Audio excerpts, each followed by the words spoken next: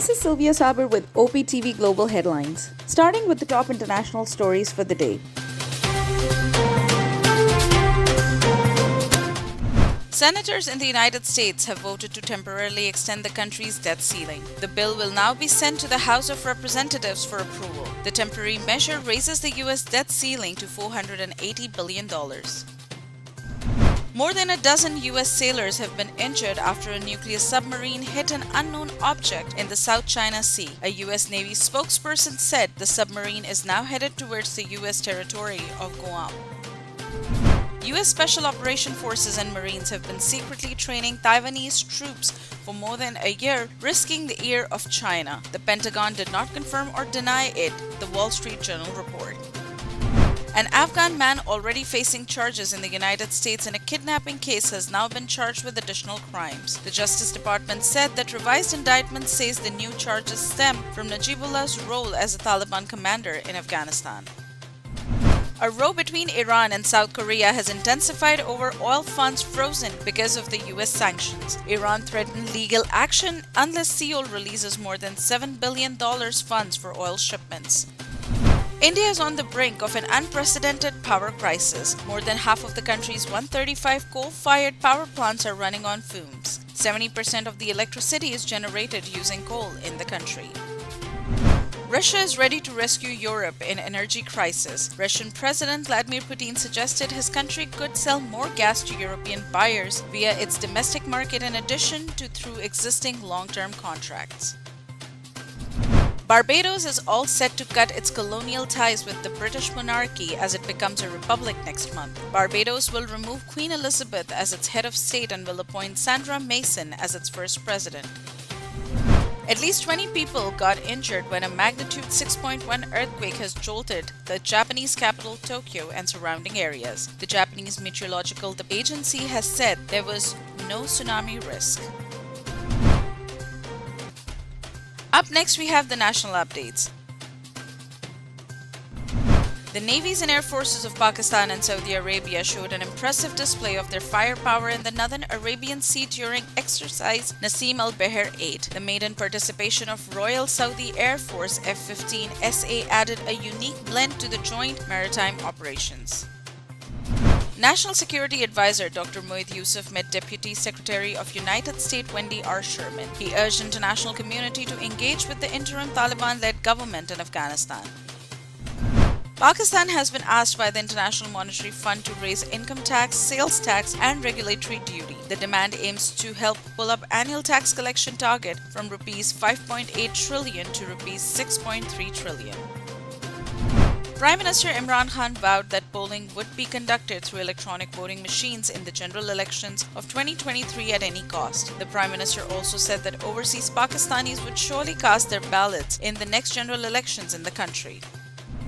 The soldiers of Pakistan Army have continued rescue operations in earthquake-hit areas in Balochistan. According to Inter-Services Public Relations, food items, shelter equipment, and other necessary things have been provided to the victims. Army doctors and paramedical staff members are also performing their duties. Turkey has offered assistance to Pakistan after a 5.9 magnitude earthquake hit Balochistan. Turkish Foreign Minister conveyed his condolences over the loss of at least 20 lives. Pakistan People's Party Chairman Bilawal Bhutto Zardari slammed the government after it granted an extension to the National Accountability Bureau chief through a presidential ordinance. Bilawal Bhutto said that the extension of Javed Iqbal's term is not only illegal but has malicious intent. Local Services brought the first of its kind platform to Pakistan. The World CIO 200 Summit is coming to Pakistan once again this year. There are more than 35 countries associated with the World CIO 200 Summit. Up next, we have the health updates.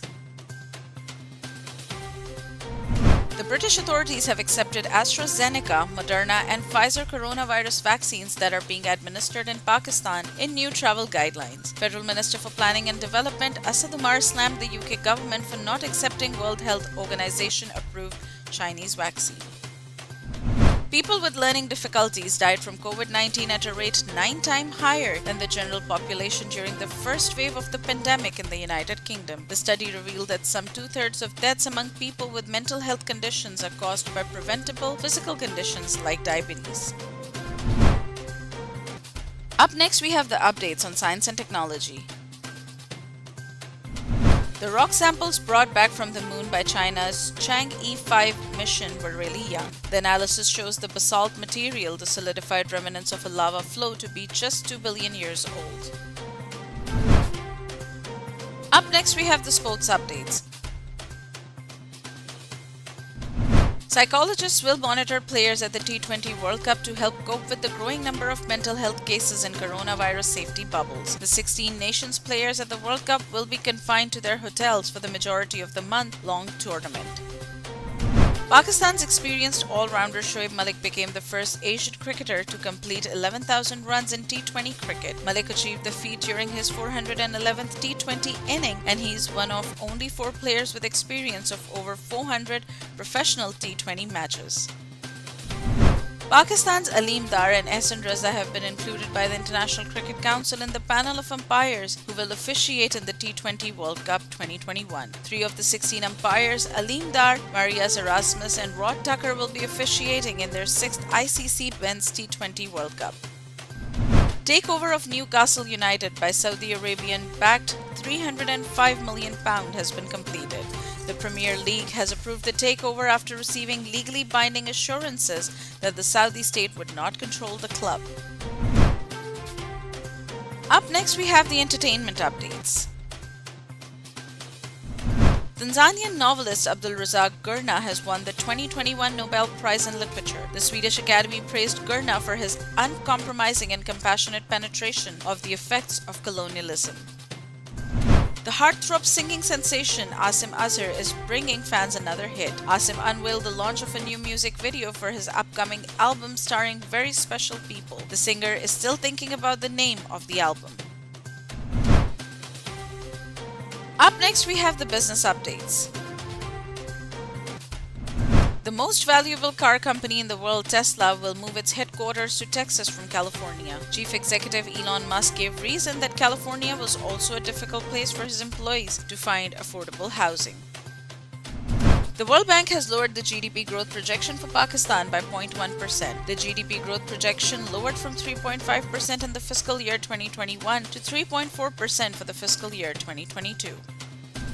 The Pakistani rupee appreciated 0.05% against the US dollar in the interbank market. The greenback crossed at rupees 170.87 on 4th business day of the week compared to previous closing of rupees 170.96.